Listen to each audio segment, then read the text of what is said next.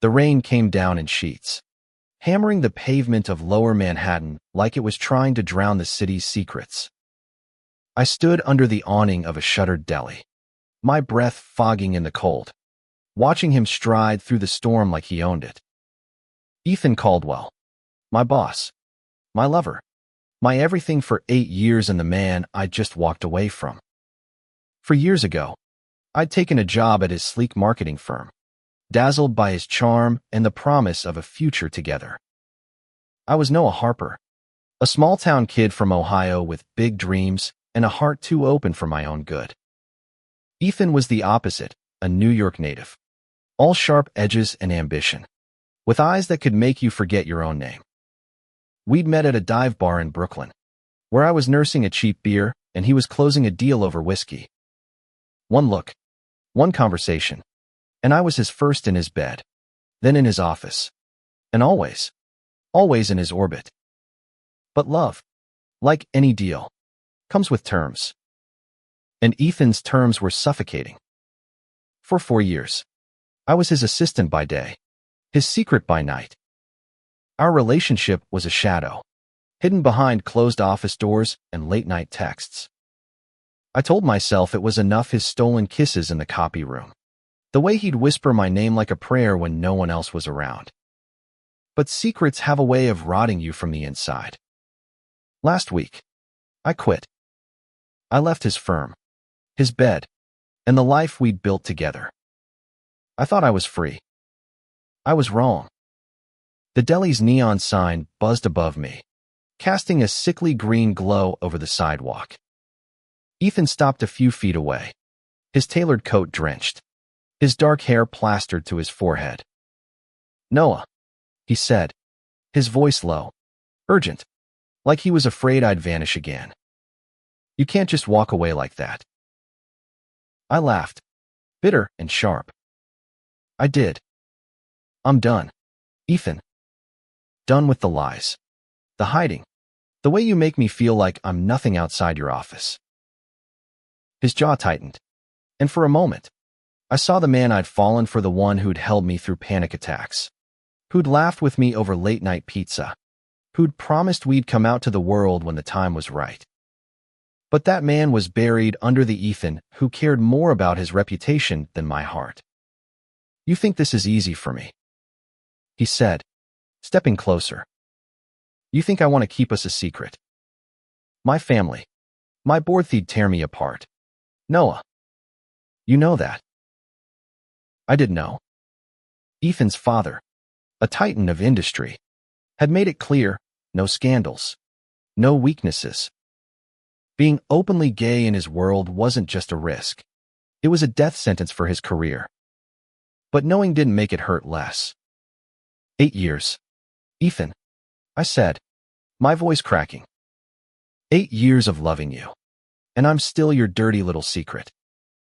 I can't do it anymore." He reached for me, his hand hovering near my cheek, but I stepped back. The rain stung my eyes, or maybe that was the tears. "Don't," I whispered. "I'm leaving New York. I'm starting over." His face crumpled, just for a second, before the mask slid back into place. "You don't mean that," he said, but there was a tremor in his voice. "You need me. We need each other." I wanted to scream, to tell him he was wrong, but the truth was a knife in my chest. I didn't need him, had needed him for so long that I'd forgotten who I was without him. But I couldn't keep living for stolen moments.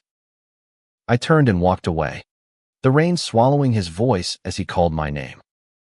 The next morning, I woke up in my tiny Bushwick apartment, the one I could barely afford without Ethan's help. My phone was buzzing, a dozen missed calls from him, texts begging me to talk. I deleted them all, my hands shaking. I'd meant what I said. He was leaving. I'd already applied for a job in Seattle, a small nonprofit looking for a marketing coordinator. It wasn't glamorous, but it was honest. A fresh start, far from the city that had chewed me up and spit me out. Packing was harder than I expected. Every shirt, every book, Every stupid coffee mug held a memory of him. The mug he'd bought me at a flea market, chipped but cherished. The scarf he'd draped over my shoulders during a snowy walk in Central Park. I shoved them into boxes, trying to ignore the ache in my chest. I was done with Ethan Caldwell. I had to be. But New York doesn't let you go that easily. That afternoon, as I hauled boxes to the curb, a sleek black car pulled up. Ethan stepped out, his face pale, his usual confidence replaced by something raw, almost desperate. "Noah, please," he said, before I could turn away. "I can't lose you." I froze, my heart pounding. "You already did," I said, but my voice lacked conviction. He stepped closer, close enough that I could smell his cologne, the same scent that used to linger on my skin after a night together. "I'm trying," he said. "I'm trying to fix this. My father's retiring next month. Once he's out of the picture, I can't stop." I held up a hand, my chest tight. "You've been saying that for years. When the time's right. When things settle down. I'm tired of waiting. Ethan." He grabbed my arm. Not hard, but enough to make me pause. "I love you," he said, his voice breaking. "Isn't that enough?" I wanted to say yes. God, I wanted to. But love wasn't enough when it came with a leash. I pulled away, my throat burning. "It's not," I said, and walked back inside, slamming the door behind me. That night, I couldn't sleep. The city's hum felt like a heartbeat, pulsing with memories of us. Our first kiss in a dive bar. The way he'd laughed when I spilled beer on his shoes. The nights we'd spent tangled in his penthouse, whispering dreams of a life where we didn't have to hide. I'd believed in those dreams once. Now, they felt like lies. My phone lit up again, another text from Ethan. "Meet me tomorrow. One last time. Please." I stared at it, my thumb hovering over the delete button. But something stopped me. Maybe it was the ache in my chest, or maybe it was the part of me that still believed in him.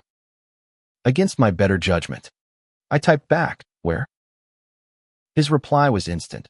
"The pier. Sunset." The pier at Battery Park was quiet. The kind of quiet that feels like the city's holding its breath. The Hudson River glittered under the fading sun, and Ethan was already there, leaning against the railing, his silhouette sharp against the skyline. He turned as I approached, his eyes searching mine like he was looking for something he'd lost. "I'm here," I said, my voice flat. "What do you want?" He didn't answer right away. Instead, he reached into his coat and pulled out a small velvet box. My heart stopped. "Noah," he said, his voice soft but steady. "I know I've fucked this up. I know I've hurt you. But I'm ready to fight for us. For real this time." He opened the box, revealing a simple silver ring. Not flashy, not like him. It was understated, honest, the kind of thing I'd have picked out myself. "Marry me," he said. "Not in secret. Not in the shadows. I'll tell my family, the board, the whole damn world if I have to. Just don't leave me." I stared at the ring, my mind racing. 8 years of love, for years of pain, and now these a promise I dreamed of but never believed. My heart screamed to say yes, to fall back into his arms, but my head was louder. Promises were cheap. I'd heard them before.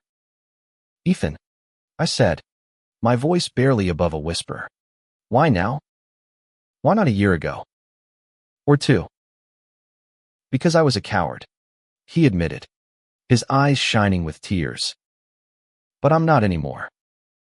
I'll prove it." I wanted to believe him. I wanted to believe in the man who'd made me feel alive, who'd seen me when no one else did. But trust is a fragile thing. and ours had been broken too many times. I closed my eyes, the weight of the moment pressing down on me. I need time, I said finally. I need to know this is real. He nodded, his face a mix of hope and fear. I'll wait, he said. As long as it takes. I turned and walked away. The ring's image burned into my mind, my heart torn between the past and the future. The next few days were a blur of packing and doubt. Seattle loomed like a promise of freedom, but Ethan's words clung to me like damp air after a storm. I kept picturing that ring, the way his voice broke when he said he'd wait. I'd spent 8 years loving him. Could I really walk away now, when he was finally offering everything I'd wanted? I threw myself into tying up loose ends in New York. My landlord, a gruff old man named Sal, gave me a sad nod when I told him I was leaving. You're a good kid, Noah, he said, handing me my deposit. Don't let this city chew you up. I smiled, but his words stung. New York hadn't just chewed me up, it had swallowed me whole. And Ethan was the one holding the fork. My best friend, Mia, wasn't much help either. We met for coffee at a cramped cafe in Williamsburg, where she stirred her latte with a frown. You're really gonna leave him? She asked, her voice laced with skepticism. After all this time? He's had 8 years to figure it out. Mia, I said, staring into my black coffee. I can't keep waiting for him to choose me over his reputation. She leaned forward, her dark curls bouncing. But he proposed. Noah, that's not nothing. What if he's serious this time? I didn't have an answer. The truth was, I didn't know if Ethan was serious or if this was just another desperate move to keep me in his orbit. Mia reached across the table, squeezing my hand. Whatever you decide, I'm here, she said. But don't let fear make the choice for you. Her words echoed in my head as I walked home through the crowded streets of Brooklyn. Fear. Was that what this was? Fear of being hurt again, or fear of losing him for good? I didn't know anymore.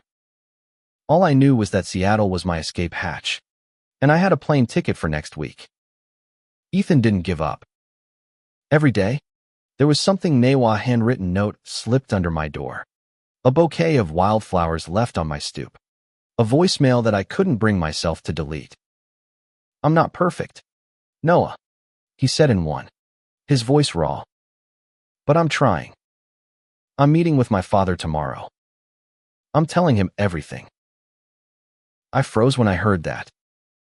Ethan's father, Richard Caldwell, was a man who could make or break careers with a single phone call. He'd built Caldwell Enterprises from the ground up, a marketing empire that dominated half the city. Ethan had spent his life trying to prove he was worthy of that legacy. Coming out to him wasn't just a personal risk, it was professional suicide. I wanted to call Ethan, to tell him to stop, to protect himself. But I didn't. If he was serious, he'd have to prove it without me holding his hand. Still, the thought of him facing his father alone made my stomach twist. I knew what it was like to disappoint a parent. My own dad hadn't spoken to me since I came out at 19, a memory that still cut like glass. The day of Ethan's meeting with his father, I couldn't focus. I tried to pack, to organize, to do anything but think about him. But by noon, I was pacing my apartment, my phone burning a hole in my pocket. What if his father disowned him? What if the board fired him? What if he blamed me? Finally, I couldn't take it anymore. I grabbed my coat and headed to Caldwell Enterprises, the towering glass building where I'd spent 4 years of my life. The lobby was as cold and pristine as ever, all marble and steel, a monument to wealth and power. I didn't have a plan, just a need to see him, to know he was okay. The receptionist, a new hire I didn't recognize, raised an eyebrow when I asked for Ethan. Do you have an appointment? she asked. Her tone clipped. Tell him Noah Harper is here, I said, my voice sharper than I intended. She hesitated, then picked up the phone. A minute later, she waved me toward the elevator. Top floor, she said. He's expecting you. The ride up felt like an eternity. My heart pounded as I stepped into Ethan's corner office, the one with floor-to-ceiling windows and a view of the city that could make you feel like a god. He was standing by his desk, his tie loosened, his face pale. Noah, he said, his voice barely above a whisper. You came. How did it go? I asked, my throat tight. Your father, what did he say? Ethan ran a hand through his hair, a nervous habit I knew too well. He didn't take it well, he admitted. Called it a phase. Told me to keep it quiet or I'd lose everything. The board, the company, my inheritance. He laughed, a hollow sound. But I told him I didn't care. I told him I love you, and I'm done hiding it. I stared at him, my mind reeling. You said that? To Richard Caldwell. He nodded, a small, defiant smile tugging at his lips. Yeah. And I meant it. For a moment, I couldn't speak. This was the Ethan I'd fallen for, the one who'd fight for what he believed in, no matter the cost. But I also knew the weight of what he'd done. His father wasn't the forgiving type, and the fallout would be brutal. What happens now? I asked. I don't know, he said honestly. But I'm not going back. I'm done living for him. I wanted to run to him, to kiss him, to tell him I was proud. But doubt still gnawed at me. Ethan, this is huge. But it doesn't fix everything. I need to know you're in this for us, not just to prove a point. He stepped closer, his eyes locked on mine. I'm in this for you, he said. I've always been in this for you. I didn't know what to say. Part of me wanted to believe him, to fall back into the life we'd had. But another part, the part that had spent 4 years in the shadows, wasn't ready to trust him yet. I need to think, I said, turning toward the door. I'll call you. Noah, he called after me, his voice desperate. Don't leave. Not yet. But I did. I walked out, my heart pounding, my mind a mess of hope and fear. That night, I sat on my fire escape, staring at the city's jagged skyline. New York had been my home for 8 years, but it had never felt like mine. It was Ethan's city, his world, and I'd been a guest in it. Seattle was my chance to start over, to build a life that wasn't defined by him. But could I really leave him now, after what he'd done? My phone buzzed with a text from Mia, heard about Ethan's showdown with his dad. You okay? I didn't reply. I wasn't okay. I was torn between the man I loved and the life I needed. And time was running out. The next morning, I woke to a city that felt different, heavier. The news had spread like wildfire. Ethan Caldwell, heir to Caldwell Enterprises, had come out to his father and the board. By noon, it was all over the tabloids, X, and every gossip site in the city. Headlines screamed about scandal, legacy, and betrayal. I scrolled through post after post, my stomach churning. Ethan hadn't just burned a bridge, he'd set the whole damn river on fire. I should have felt proud, or at least relieved. He'd done what I'd begged him to do for years. But all I felt was dread. What if he regretted it? What if he blamed me when the dust settled? I turned off my phone and buried myself in packing, trying to drown out the noise in my head. Around midday, there was a knock at my door. I opened it to find Ethan, looking like he hadn't slept in days. His eyes were red, his shirt wrinkled, but there was a fire in him I hadn't seen before. Can I come in? He asked, his voice low. I stepped aside, my heart racing. He walked in, glancing at the half-packed boxes scattered across my apartment. "You're really doing it," he said, more to himself than to me.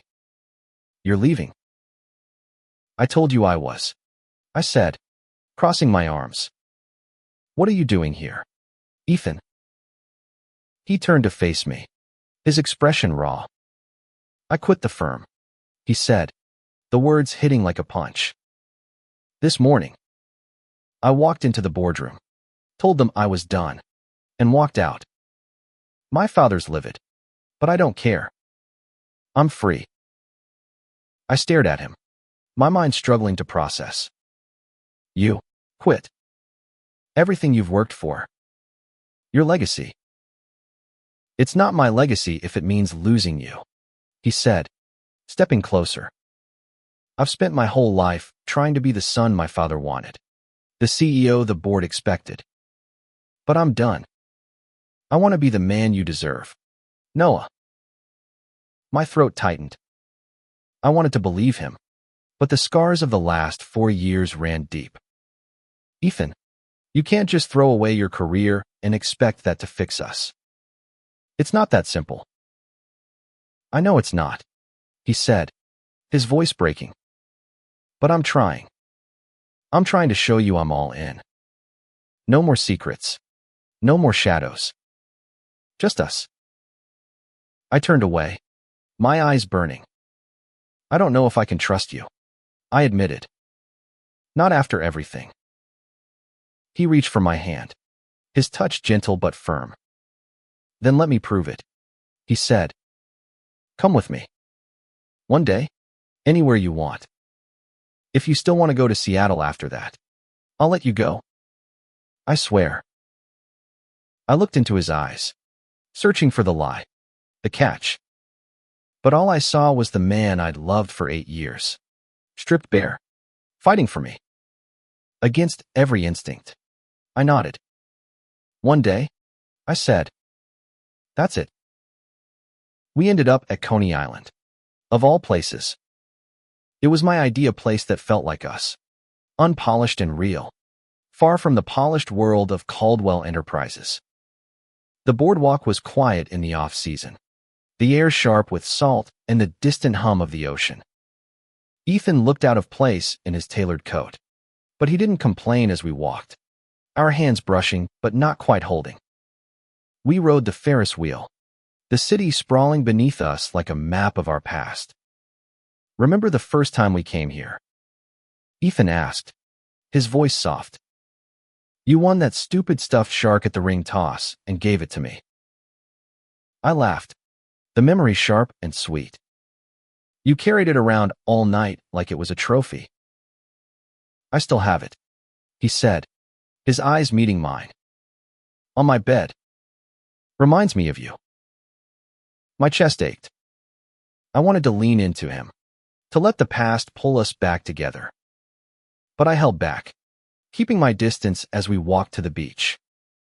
The sand was cold under my shoes, the waves crashing in a steady rhythm. Ethan stopped, turning to face me. "I know I've hurt you," he said. "I know I made you feel like you weren't enough. But you are, Noah. You're everything." I swallowed hard, my resolve cracking. "Then why did it take you so long?" I asked, my voice barely audible over the waves. "Why did I have to leave for you to fight for me?" "Because I was scared," he said, his voice raw. "Scared of losing my family, my career, my place in the world. But losing you, that's worse. That's the only thing I can't survive." He stepped closer, his hand cupping my face. And this time, I didn't pull away.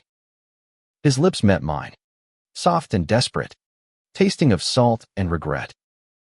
For a moment, I let myself fall, let myself believe in him again. But when we pulled apart, the doubts were still there, heavy and unyielding. "I need more than words, Ethan," I said, stepping back. "I need to see it." He nodded, his eyes shining.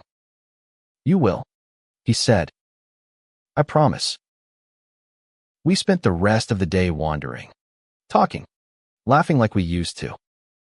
It felt like a dream, a glimpse of the life we could have had if things had been different. But as the sun set, reality crept back in. My flight to Seattle was in 3 days. Ethan's promises were beautiful, but they were still just promises. That night, back in my apartment, I found a letter slipped under my door. It was from Ethan, written in his messy scrawl. Noah, I know you're scared. I am too. But I meant what I said. I am all in.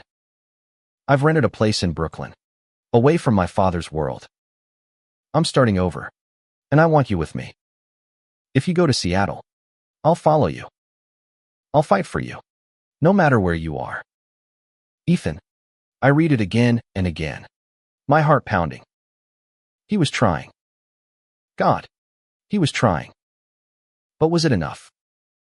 The morning of my flight, I stood in my empty apartment, my bags packed, my life reduced to a few suitcases. Seattle was waiting, a blank slate where I could be Noah Harper, not Ethan Caldwell's secret. But as I stared at the city skyline through my window, I couldn't shake the feeling that I was leaving half of myself behind. Ethan had kept his word.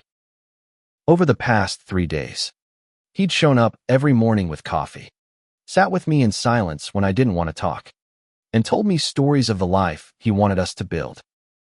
He'd even started working with a small nonprofit, using his marketing skills for something other than profit. It was a side of him I'd always loved, the dreamer, the man who wanted to make a difference, not just a fortune. But trust is a slow rebuild, and we were still laying the foundation. I told him I needed space, time to figure out who I was without him. He'd nodded, his eyes full of pain but also resolve. I'll be here, he'd said, whenever you're ready. Now, standing in the airport, my boarding pass in hand, I felt the weight of that promise. I could board the plane, start over in Seattle, and leave Ethan behind. Or I could stay, take a chance on the man who'd finally chosen me over everything else. Both paths terrified me, but for different reasons. My phone buzzed with a text from Ethan. I'm outside. Please, just 1 minute. I froze, my heart racing. Against my better judgment, I walked to the terminal's entrance, where Ethan stood in the chaos of travelers, holding a single wildflower, his eyes locked on me. I'm not here to stop you, he said, his voice steady despite the tremble in his hands. I just needed you to know I am not giving up. If you need Seattle, go. Build your life. But I'll be waiting. Noah. I'll always be waiting. I looked at him, really looked at him, and saw the man I'd loved for 8 years. Not the CEO, not the heir, just Ethan, flawed, human, and trying. For the first time, I believed he meant it. Not because of the ring, or the grand gestures, but because of the quiet way he stood there, letting me choose. I took the wildflower, my fingers brushing his. I'm not saying yes, I said, my voice thick. Not yet. But I'm not saying no either. His face lit up, hope flickering in his eyes. That's enough, he said. For now, that's enough. I turned and walked toward the gate, the wildflower in my hand, my heart a mess of fear and possibility. Seattle wasn't the end, it was a beginning, a chance to find myself. And maybe, just maybe, Ethan would be part of that future. Not as my boss, not as my secret, but as my partner. 6 months later, I was settled in Seattle, working at the nonprofit, building a life that felt like mine. Ethan visited every few weeks, staying in a small apartment he'd rented nearby. We'd go for walks along the waterfront, talk about everything and nothing, slowly rebuilding what we'd lost. He was different now, freer, lighter, like he'd finally shed the weight of his father's expectations. One evening, as we sat on a bench overlooking Puget Sound, he took my hand. "I'm proud of you," he said, his voice soft. "You're doing what you always wanted, making a difference. I want to be part of that, if you'll let me." I looked at him, the man who'd fought for me, who'd changed for me, and I felt something shift. "I'm getting there," I said, squeezing his hand. "Just keep showing up." He smiled, the kind of smile that made my heart ache in the best way. "Always," he said. And for the first time, I believed him.